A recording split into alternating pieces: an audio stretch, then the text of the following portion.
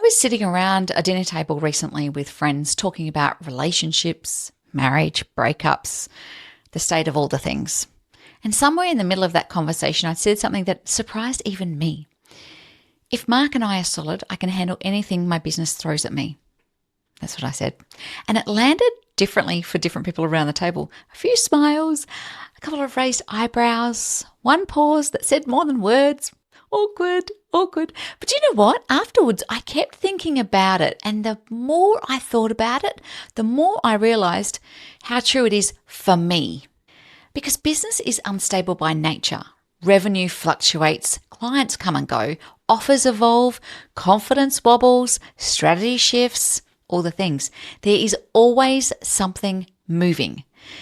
And when the outside world is moving, the place you come home to matters more than we care to admit. This isn't about romance. It isn't about grand gestures. It's about steadiness.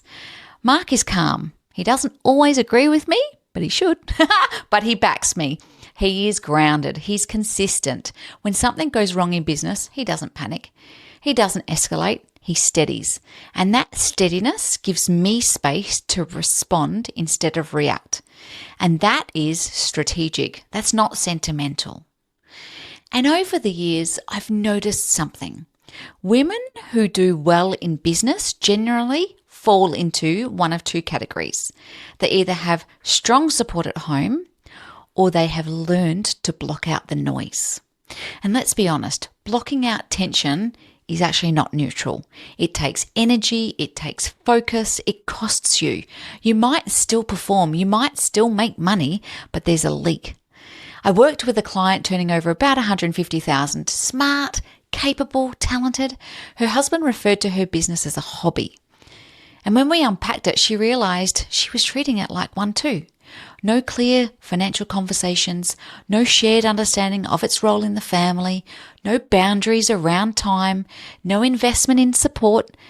And when she had the hard conversation at home and recalibrated her expectations, something shifted. Her posture changed, her decisions sharpened, her revenue followed. I wish it was magic, but it wasn't. It was alignment. Here's the part that I am so tired of circling around.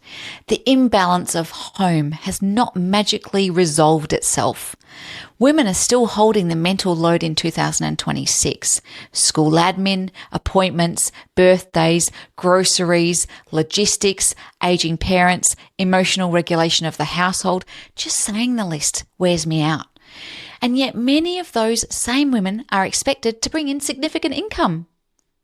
We can't keep pretending that holding the majority of domestic labour while building a serious business has no cost. It costs clarity, it costs bold decision making, it costs confidence.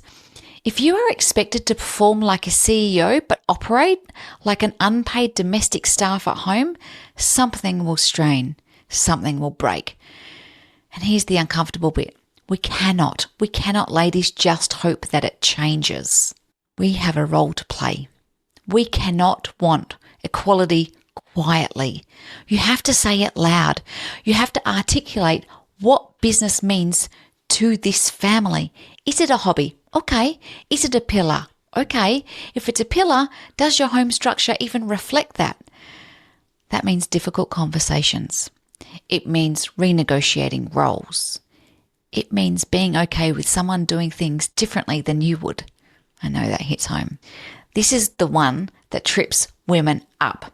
If you want someone else to cook dinner, you cannot critique how they cook it. If you want someone else to manage school admin, you can't hover and redo it. Control and equality rarely coexist. There is power in releasing perfection. And this isn't about blame. It's about ownership. Let's land this with something useful. If you're listening and thinking this is me, here are some practical moves. You know I'm all about the practicality. I need you to define the role of your business in your family. Have the conversation. Is your business supplementary income, or is it, like me, a core financial contributor? Is it short term? Is it long term? See, clarity will remove the resentment. We need to make the invisible visible. Write down everything you carry mentally for a week. not to weaponize it, just to expose it. Often partners genuinely do not see what is invisible. Renegotiate one thing at a time. Don't try to rebalance everything in one dramatic overhaul. Pick one area. Dinner, school admin, weekend logistics. For me, cleaner, non-negotiable. Shift one piece and stabilize it before moving on to the next. We need to allow different standards. If someone else folds washing differently, let it be, as hard as this is. If dinner is simpler than you would make it, let it be. I don't even cook. If you hold on to control, you hold on to the load. We need to separate emotion from logistics. When you have these conversations, talk in terms of capacity and sustainability, not accusation. This is where I need to sustain the business we say we value. That's strategic language, not emotional language. You may need to invest in external support.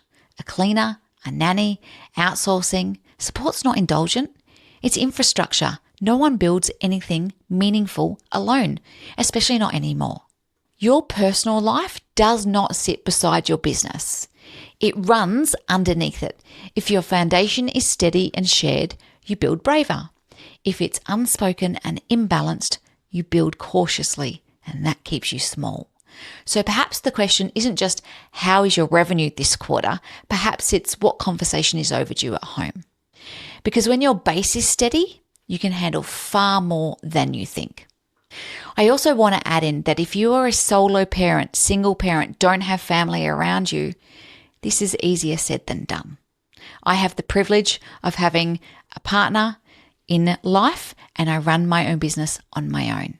If you need a really practical tool, I heard from a friend about these cards. They're called Fair Play cards. We'll stick the link in the show notes, but they are basically a deck of cards that you pull out and you sit down with your partner and you go through the deck, and it has cute little pictures on the cards, kind of like who manages the car. And it has like 100 of these cards. If you're struggling to even start this conversation, get a pack of those, go on a date night and then pull the cards out. I hope that you can find the thing that resonates for you in this podcast episode and put some things in play.